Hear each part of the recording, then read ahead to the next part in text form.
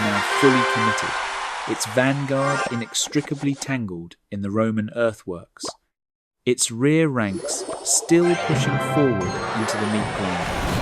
The trap of inertia had achieved its objective. The enemy was fixed, concentrated, and immobilized. The battlefield was no longer a plain of maneuver, it was a high-density killbox.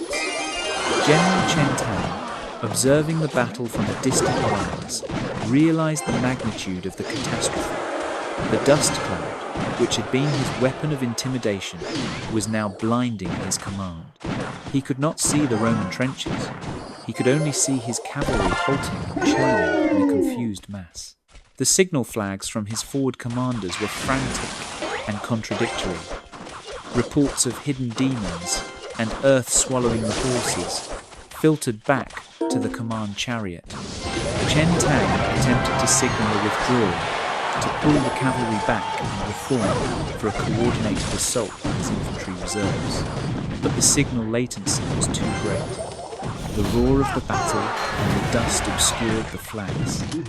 The rear regiments, obeying their original orders, continued to press forward, trapping their comrades against the Roman army. The Han army was consuming itself, driven by a command loop that had been severed by the reality of the ambush. The chapter concluded with the crystallization of the tactical deadline. The Han charge had been stopped, but the Roman army was pinned in its holes.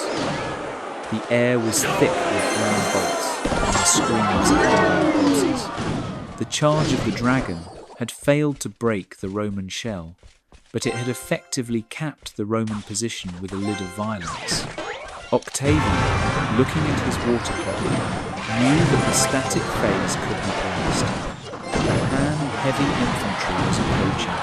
The anvil of the trenches had done its work. It was time for the Han. He turned to the runner from the cavalry reserve. "Signal the Pharaoh," Octavian ordered, his voice flat and devoid of emotion. "The iron is hot. Tell him to strike." The operational culmination of the trap of inertia occurred at the precise moment of maximum enemy density.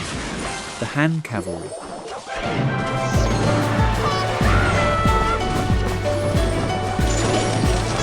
compressed into a chaotic mass along the frontage of the Roman trenches, had achieved a concentration of force that was paradoxically self-defeating. The physics of the mob dictated that the rear ranks, blinded by the dust and driven by the momentum of the charge, continued to push forward, crushing the vanguard against the Roman earthworks. It was a target-rich environment of unprecedented lethality.